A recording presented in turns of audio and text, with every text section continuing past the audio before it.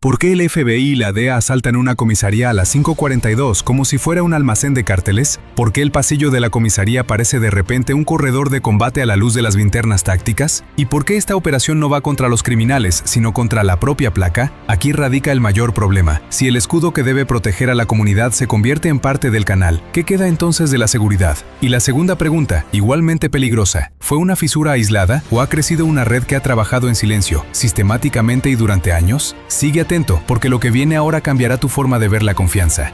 Mucho antes de que los vehículos federales llegaran a la ciudad, el delta del Mississippi vivía a su ritmo habitual. La mañana comenzaba con café en la misma cafetería. Las mismas camionetas aparcaban delante de las mismas tiendas y los coches patrulla daban las mismas vueltas, como si aquí nunca fuera a cambiar nada. En lugares así, la placa no es solo poder, es familiaridad. Se conocen los nombres de los agentes que te detienen. Se les ve en las fiestas comunitarias, en las escuelas, en las operaciones que dan la sensación de que alguien mantiene el orden.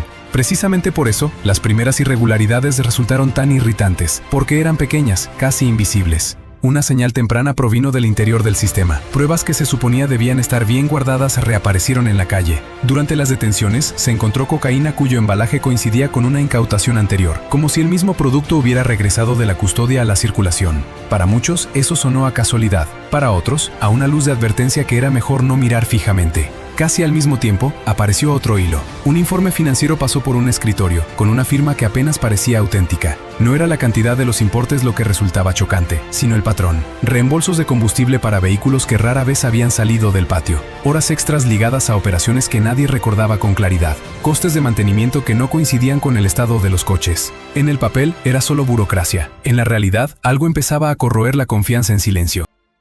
El ambiente cambió definitivamente cuando las ligeras dudas se convirtieron en algo tangible. Durante una auditoría interna, desencadenada precisamente por estas irregularidades financieras, los investigadores abrieron un contenedor sellado que no debería haber estado allí. Dentro había cocaína que, según los expedientes, debería haber permanecido intacta en la sala de pruebas, a la espera de una fecha judicial. El sello, el etiquetado y la cantidad coincidían con un caso anterior que supuestamente había sido cerrado y archivado hacía tiempo.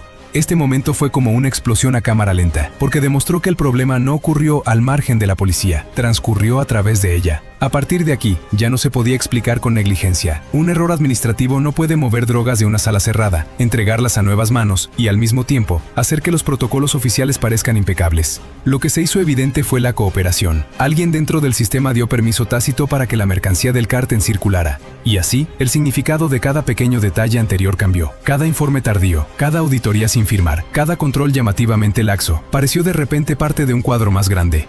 La gente de fuera no se enteró por conferencias de prensa. Se extendió a través de conversaciones en gasolineras, en las escaleras de la iglesia, en la cola del supermercado. Raramente se conocían los hechos, pero se sentía la dirección. Las decisiones estaban siendo guiadas por algo más que la seguridad pública. Una frase silenciosa y pesada apareció una y otra vez. La sensación de que alguien, dentro, había elegido un bando que no era el de la comunidad.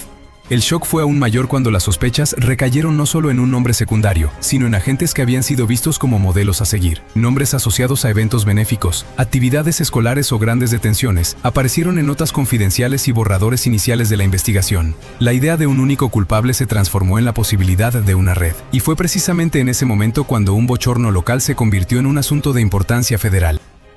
Cuando las irregularidades coincidieron con información de rutas de drogas más grandes, la línea entre errores locales y una estructura criminal nacional desapareció. Agentes federales revisaron movimientos en carreteras secundarias, depósitos sospechosos y registros internos. Una y otra vez aparecieron los mismos lugares, como marcadores en mapas superpuestos. En este punto, como muy tarde, quedó claro, esto no es corrupción en el viejo sentido, es infiltración, una ocupación lenta del sistema desde dentro.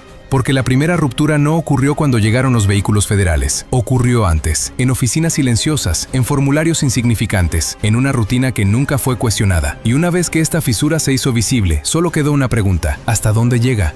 Precisamente de ahí surgió el trabajo de investigación encubierta que duró casi 3 años, Operación Escudo Roto. El FBI y la DEA rastrearon movimientos inusuales, pagos inexplicables y patrones de convoyes. Durante este tiempo, recopilaron más de 50 horas de grabaciones encubiertas y 27 videoclips que documentaban agentes, vehículos y transacciones. Y cuanto más material se reunía, más claro quedaba. Esto no es fuego de paja que se extingue solo, es un proceso. Finalmente, los investigadores lo describieron como running the shield, manejar el escudo. En lugar de usar coches patrulla para detener las drogas, los agentes los utilizaban para escoltar entregas relacionadas con cárteles. Vehículos oficiales circulaban por corredores rurales, creando una capa de protección móvil y haciendo invisibles los transportes. Por cada viaje, se pagaban hasta $3,000, lo suficientemente pequeños como para no detonar de inmediato, lo suficientemente grandes como para comprar el silencio. Se pudieron documentar aproximadamente 25 kilogramos de cocaína en el patrón, mientras que se sospechaba que la cantidad real era mayor. Y lo espeluznante era la simplicidad: caminos rurales, diques, estrechas carreteras del condado, lugares donde un coche patrulla es suficiente para decir a cualquiera, no tocar.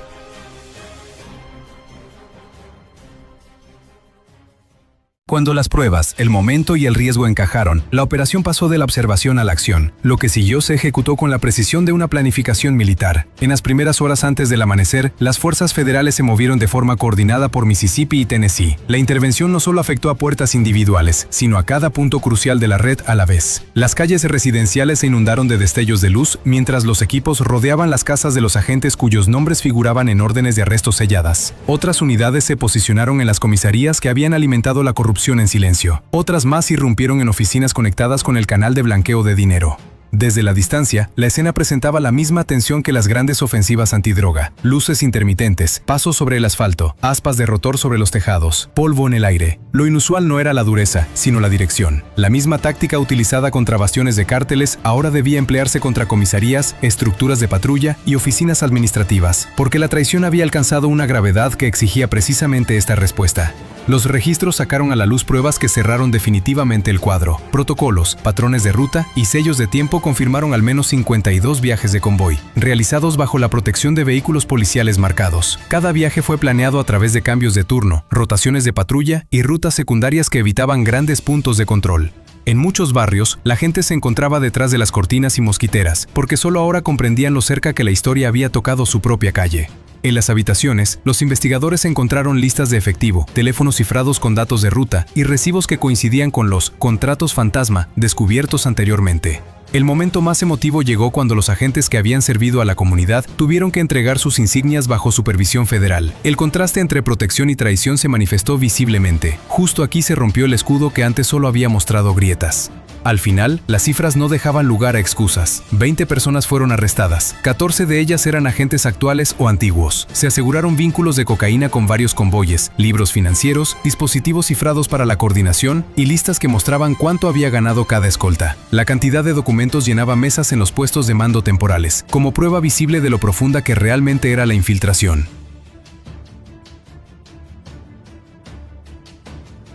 Cuando las sirenas callaron y las calles volvieron a estar en silencio, comenzó la fase que rara vez es noticia, pero que decide el futuro del caso. Dentro, las pruebas eran trasladadas, catalogadas y expuestas. Las mesas desaparecieron bajo documentos, dispositivos y fajos de dinero. Cajas estaban en fila, etiquetadas y selladas, como si los años de trabajo encubiertos se estuvieran finalmente materializando. Fuera, los residentes vieron cómo se marchaban los últimos vehículos federales y se preguntaron cuánto cambiaría su lugar, lo que acababan de vivir. Luego todo se trasladó del lugar de la operación al escritorio. Analistas del FBI, DEA, HSI y otras unidades clonaron discos duros, revisaron datos bancarios, descifraron teléfonos. Cada recibo de reembolso, cada factura, cada transferencia se convirtió en parte de un rompecabezas donde los números pueden hablar tan alto como las armas. Y de este mar de papeles surgió un nombre una y otra vez: Proyecto Northlight.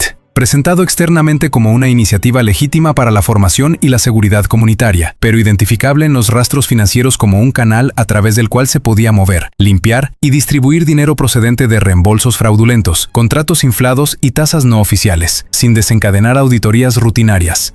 Esta pista llevó a Halifax Protective Solutions, presentada como una empresa de consultoría de seguridad. En el material publicitario, esto parecía formación, recomendaciones de equipo y asesoramiento sobre políticas. Sin embargo, en los expedientes incautados, parecía más bien un cascarón, construido para recibir y ocultar fondos ilegales. Los pagos se realizaron a través de Halifax por servicios que nunca se prestaron, capacitaciones que nunca tuvieron lugar y paquetes de consultoría que solo existían en las facturas. Los contratos fantasma describían arrendamientos de vehículos para patrullas que apenas circulaban, programas de mantenimiento sin registros de servicio y reembolsos por operaciones especiales que no coincidían con intervenciones conocidas. Cuando los investigadores siguieron el rastro de estos contratos, la suma ascendió a unos 3.4 millones de dólares, una cantidad que en la narrativa incluso se acerca al límite de los 4 millones, acumulada no por un único golpe, sino por años de acumulación.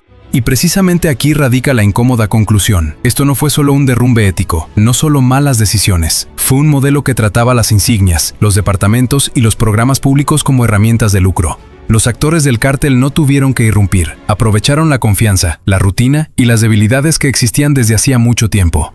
Por eso esta historia no termina con arrestos, sino con preguntas. ¿Quién protege a una comunidad cuando el propio escudo protector se convierte en parte del ataque? ¿Cómo se reconstruye la confianza cuando el peligro no proviene de las sombras, sino de pasillos que se creían seguros?